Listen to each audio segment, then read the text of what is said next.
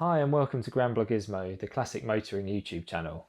This week, instead of messing around with one of my project cars, I'm bringing you something slightly different, and that's my top 10 cars of the 60s. Kicking off the list at number 10, we've got the AC Cobra. During the 50s and 60s, Britain were kind of the leading manufacturer of small, open-top sports cars. However, these cars often borrowed power plants from more mainstream models, normally 4-cylinder, so performance wasn't really there. So American influence from a man called Shelby, who I'm sure you're familiar with, took a humble British sports car, the AC Ace, and stuffed a great big V8 in it. This resulting car was the AC Cobra, or the Shelby Cobra, depending where you are in the world. The engine that Shelby managed to fit inside this car ranged from a 4.2 litre V8 to a massive 7 litre V8, and this produced up to a frankly bonkers 425 horsepower, so only the brave need apply. Next up at number 9, we have the original pony car, the Ford Mustang. The Ford Mustang started a trend in the US for affordable, stylish and sporty cars, which has lasted to this day. Competitors came and went, and in some cases came back again, but the Mustang was always there, and even though there are faster, better looking and certainly better handling cars than the Mustang, it's something of an American motoring icon now.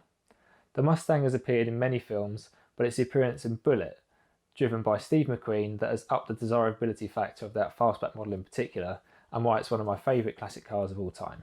In at number 8, we're coming back to Europe, and it's the Lamborghini Miura.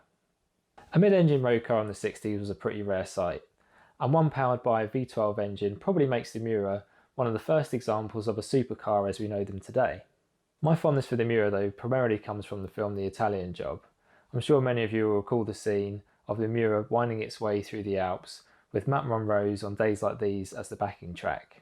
Surely then, with this exciting car, Lamborghini had Ferrari beaten. Or did they? At number 7, don't call it a Ferrari, it's the Ferrari Dino 246. Ferrari were a little unsure about dipping their toe in the mid-engine car market, so the first mid-engine road car produced by them wasn't even badged as a Ferrari. This was mainly due to Ferrari's preference for V12 GTs with the engine at the front, so it was a little outside of what their customers were used to.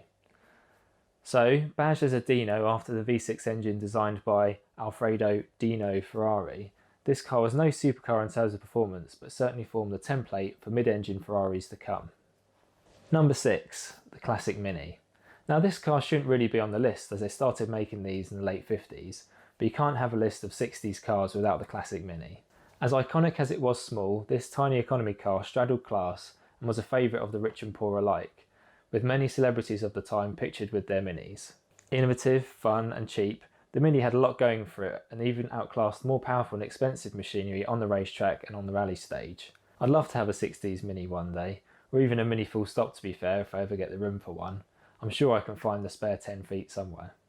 Right, at number 5 we have a very biased one. Yes, it's the MGB. Okay, so it's slow, it rusts, and if not properly maintained it can be painfully unreliable. But this car is pretty important in a few ways. They made so many of them that it must be the best-selling British sports car of all time. People can correct me if I'm wrong in the comments, but if you count the 500,000 Roses and GTs sold worldwide, that is some feat for a small British car firm.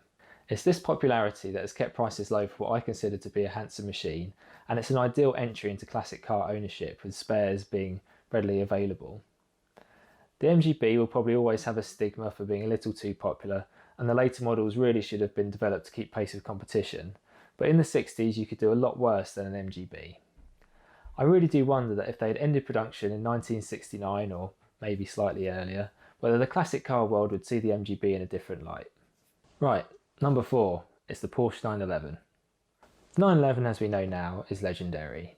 They've made over 1 million 911s, spanning their several models over however many years they've been making it for.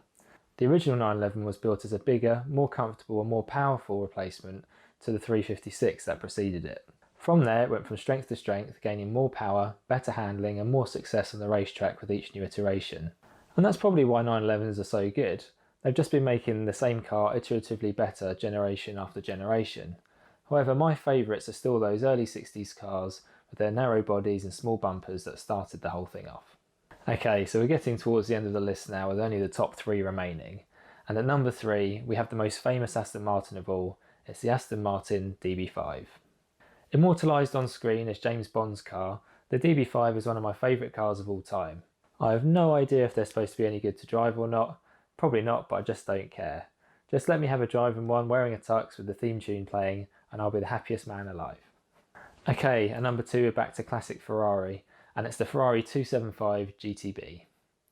So arguably the 275 isn't as good looking as the 250 that preceded it, but the 275 for me is one of the most beautiful and well proportioned GTs that I've ever seen. That glorious V12, beautiful coachwork and classic Ferrari interior, I don't think life could get much better than taking one of these on a continent crossing grand tour. They are totally awesome. Okay, so you've reached the number 1 spot on our list. And being a Jaguar fan, I'm sure you know what I've left until last. Yes, it's the E-Type. That voluptuous exterior, that fantastic XK engine, it makes the E-Type one of the most desirable cars of the time. Okay, so I've heard that driving them might be a bit painful, but I think I'll be able to put up with that, especially when you're behind the wheel of such a legendary car. Not only as a road car, but also as a racing machine. The low drag coupes are the ultimate version of the E-Type in my opinion, which makes the road car look a bit bulbous by comparison. I'll gladly take any version of the E-Type to be fair, and I think it deserves its place at the top of this list. Right, so that was my top 10 60s cars. I'd love to hear what your top 10 would be, and if you agree with any of my selection, or if you want any of my selections struck off. This is a bit different to what I normally do. Normally I'm filming my own project cars, so if you're new to the channel then check out my other videos if you want to see some MGB or Lotus Esprit or Jaguar XK8. For those of you who are regulars, then welcome back, thanks for watching, and until the next time, see you later, bye bye.